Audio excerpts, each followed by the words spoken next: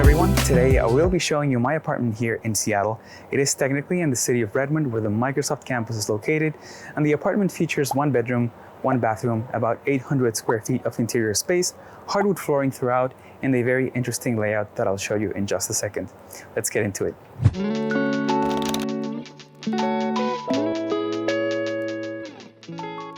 So as soon as you enter, you're greeted with this wall here, which isn't great, but that also means that we can use this space as a mudroom. So I keep a little shoe rack right next to the door, and I also keep this doormat here that I really wanted to keep, but I didn't want to put outside, so I just dropped it in front of the shoe rack. And this apartment also comes with gear walls, with which I have a sort of love-hate relationship, but I've embraced them now, and I use them to put right next to the door these sort of coat hangers, and next to that a little basket for my backpacks. And to the back here we have some storage space as well as behind this door. And to the right of the entryway we also have this door here that opens up to in-unit washer and dryer, which is very nice to have, but also admittedly a bit noisy. Moving on, we have this open space here that starts with a single counter on our right that when I moved in, I started using as a bar, and I never really gave it a second thought, so I continued to use it as a bar. And this wall here is actually covered in chalk paint, and I never really used it, but when I moved in, I think they even gave me like a little chalk box. But other than that, there are some drawers beneath it that I use to store stuff related to the dining table. And on the door next to that, we have the trash and recycle bins, and they slide out, which is nice. And finally, right next to all of this is my Ravenclaw apron that has pretty much gone unused.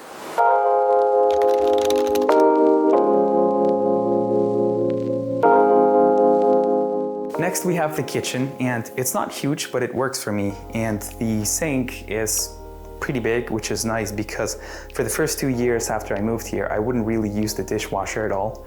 Growing up in Mexico, we didn't have one of these, so I honestly didn't trust it. I eventually gave in and I use it now. It's actually great. This coffee maker here was a gift from my parents when I moved out. About time. Kitchen has integrated light fixtures, and it also has an electric cooktop, oven, and enough cabinet space for my needs. And the nice thing is that these doors don't slam. Now I want to take everybody to the other side where I have my very simple, and I mean very simple, dining table. When I moved in, I expected to eat lunch mostly at work, and then I would have dinner in front of the TV, so this was one of the areas where I cut costs a little.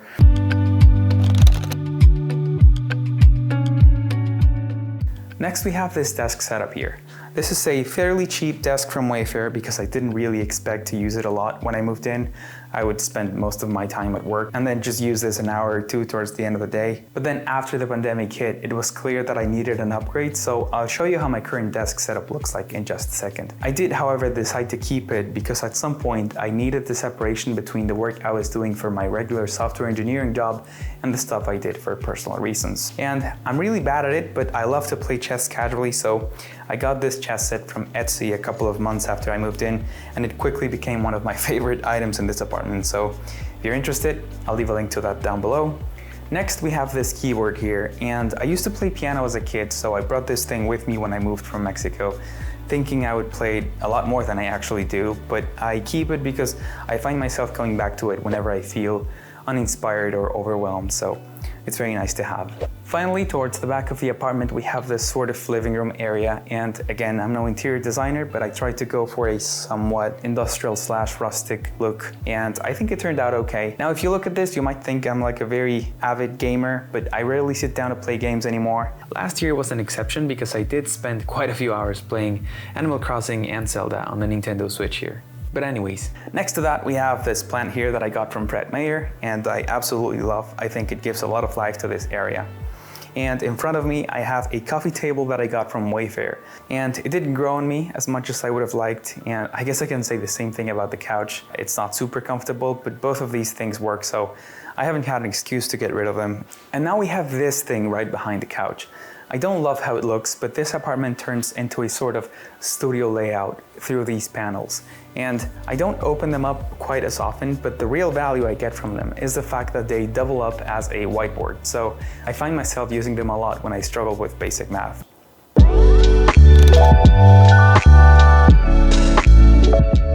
Coming through these doors, we get to the single bedroom in this apartment, and it's actually fairly small, but I managed to fit a full-size bed and a desk setup in it, which I thought was pretty good, as well as a nightstand right here. And on the other side, we have the desk setup I promised. And I said upgraded, but I did get the cheapest standing desk I could find.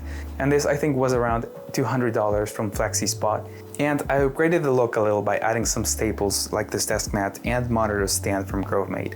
This monitor is from LG, and it allows me to plug into my computer using a single USB-C cable and instantly have all of my peripherals working, which is really nice. And you can tell I also like Logitech products since most of those peripherals are from Logitech, like my speakers, mouse, and keyboard, of course. And underneath, I have this custom PC I built around 6 years ago, and if you've never done it, that's one of the most fun projects I've ever done in my life. So I'm just looking at this point for an excuse to build the next one. And on the other side of this, we have this bookshelf here that I use mostly for decoration and to store the few physical books that I keep, mostly because I do a lot of my reading now on Kindle or Audible.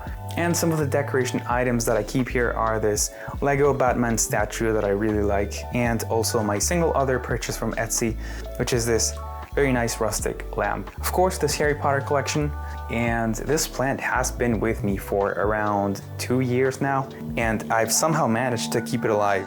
And finally, just like with the keyboard, I also brought my guitar from Mexico. Used to play it as a kid and mostly gathering dust now, but I haven't given up. Someday.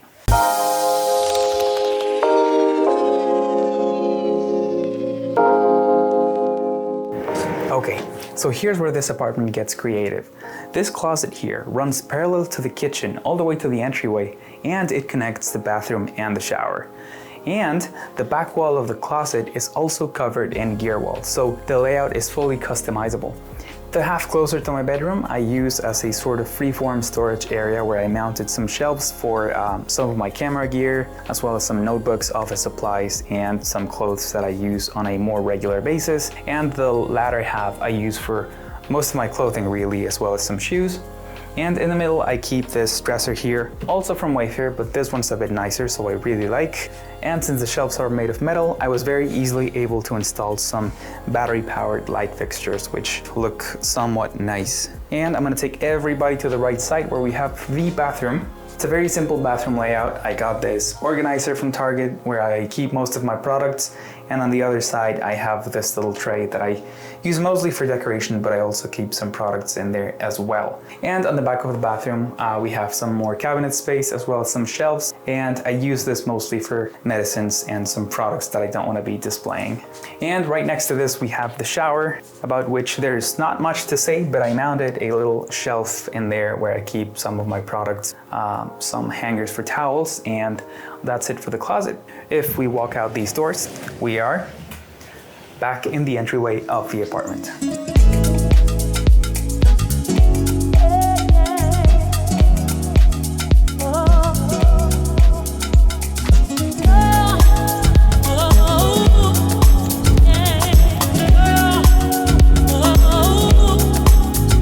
So if you want to learn about my unconventional trajectory into software engineering, also consider watching this video here. In any case, I'll see you in the next one, and thank you so much for watching.